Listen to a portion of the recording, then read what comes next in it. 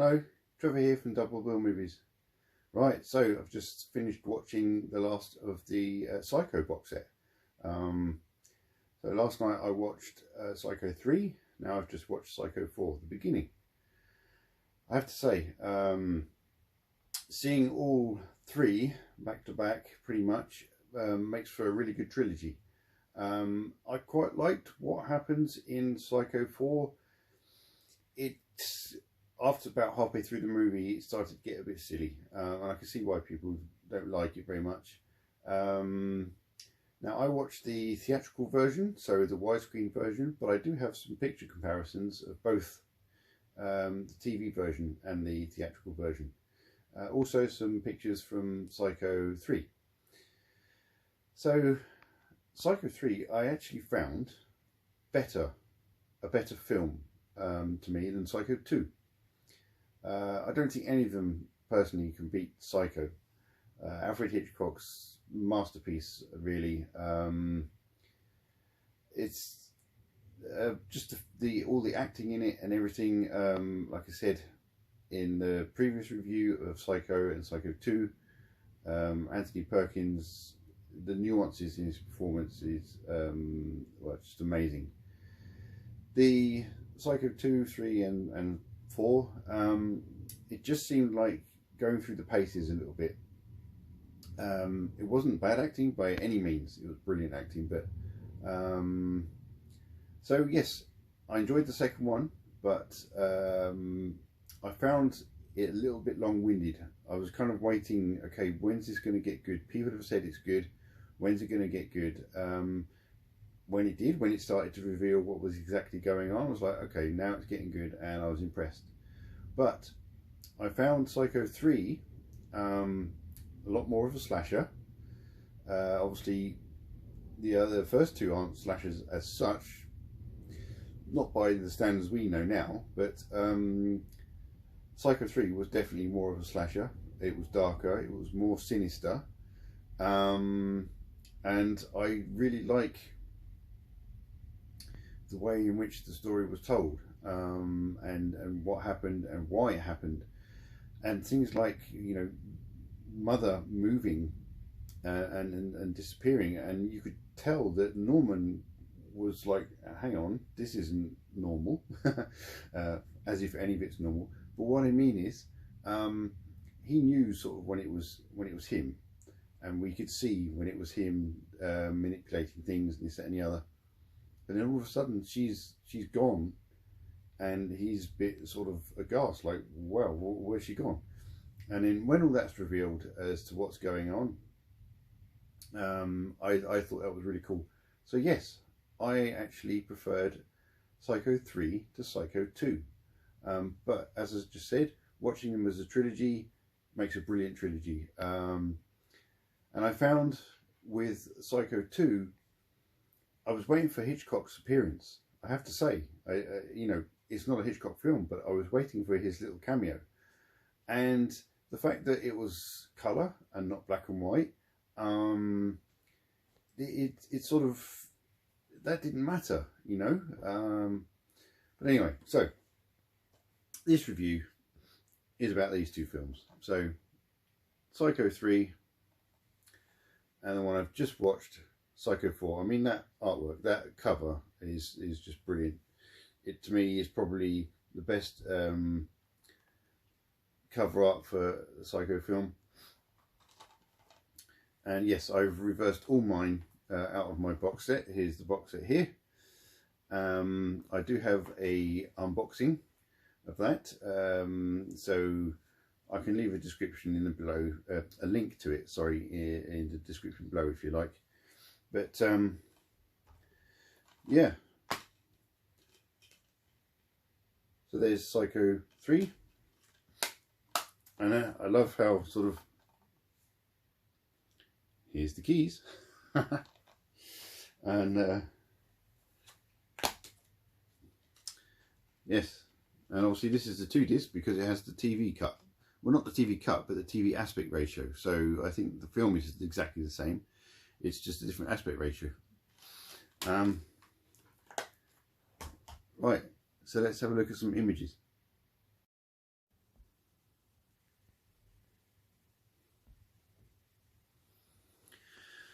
So here we go, the famous Bates home in all its splendour when it was new and pristine and looking lovely.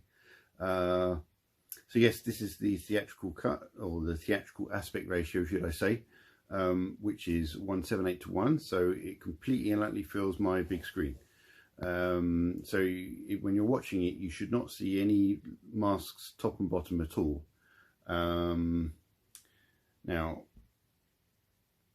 there's a very young Norman having a picnic with his mother.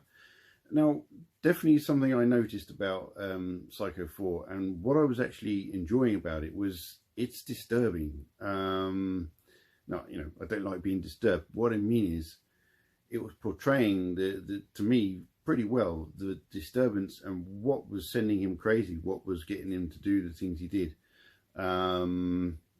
And you know, even this little scene is a bit odd if you kind of watch it carefully, I suppose. But so obviously, if you don't know the film, there's a radio session going on, and they bizarrely are talking about people who have killed their mothers, and they've called it matricide. I'm guessing that's a real thing, I don't know. But yeah, so this is the doctor who claims that he looked over Norman when he was first arrested after killing his mother. So basically, the 4K image, I have to say, was really nice. The black and white image of Psycho is stunning, even though that's a universal disc. But what Arrow have done with this, and clearly it was shot on 35mm, despite it kind of being a TV movie. But the image was really nice, a lot of lovely detail. Now, these images won't look as good as what it actually looks like, because, you know, you're seeing this on my phone, taken from my screen. But what my eyes saw was a really, really nice, good 4K image, I have to say.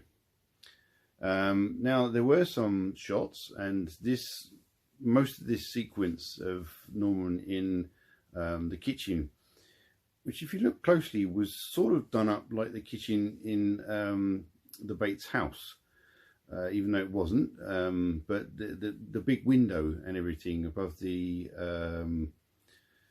kitchen sink and everything, yeah, it just to me was sort of done the same way.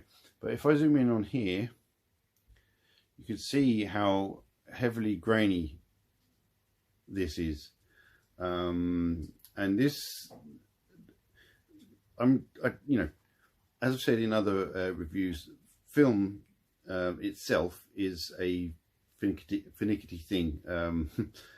You know, 1 minute you can have a reel and you can expose it and make copies of it and it look amazing.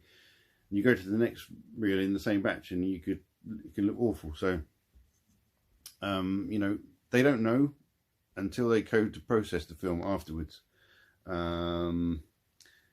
But it doesn't look horrendous, and you know, if you look at it like that on your TVs, that's how good it's going to look. And then this is the 4:3 aspect ratio. As you can see, either side of the picture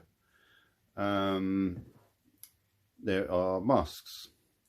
And also, so if I go back to the first shot, there's less of the t-shirt at the bottom. And I'll go back to this again. There's more of the t-shirt. So I was trying to work out if you gain anything from the sides or lose anything from the sides, or if they've just literally tilt and scanned it. Not pan and scan. Pan and scan is left and right. Or it could be a mixture of pan and scan, tilt and scan, depending on where the action is on the screen and what they need to fit into the TV's aspect ratio. So there's the same shot of the house, but you can see more of the, I'm pretty sure that's the same frame, but you can see pretty much the same left and right, but you can see more sky above the house and more of the steps below the house. And again, there is kind of air above the gentleman's head, as there was not, and you can see his tie as you could not in the theatrical version. What's next? Oh, okay, that's not that. So yeah, anyway, there you go. There's some shots of Psycho 4. This is Psycho 3. So the quality of this image was better than Psycho 2. I think Psycho 2 is by definitely the worst looking 4K transfer, and that's not Arrow's fault. I think it's just the film stock, and that, you know, there's nothing they could do about it. You can't do one really well and the other's not, so it's got to be down to the film stock. This bit was fairly clean, fairly nice, I suppose. You know, there's some good detail, some nice colours. Obviously I have no comparisons to Blu-ray, but what's going on? There we go. And there's a scene in the diner, and the sheriff from Psycho 2. That's so yes, there are some really nice shots, I have to say. I mean, if I go right in, how grainy is that? That's not too grainy. Look, there's Norman Bates in the background. But yes, Psycho 2 was by far the worst out of the 4 films for picture quality. So there you go. That concludes essentially the look at all the images from the Psycho box set. During in the first review, in the comments, some people asked about the audio, or they made comments about the audio. They said that it didn't sound very good, and I have to say, while I was watching it, I was noticing some slightly odd things with the audio. Not quite so bad on Psycho 3, but there was audio coming out of all 5 channels. I went and listened like I used to when I was at work doing my job, QC. You'd go to each channel and you'd have a listen. That was one of our QC checks. What I noticed with the front 3 channels is essentially everything was the same. So with the 5.1 mix, obviously you have your left and rights, and all your dialogue, unless it's specifically steered to one side, depending on where the character is, always comes out the center speaker. Now it was, but it was also coming out the left and right. Without really having something else to compare to, I believe Shout Factory released Psycho 2. I can't really ascertain exactly what is wrong with the 5.1 mixes of Psycho 2 and Psycho 3, but they're not horrendous.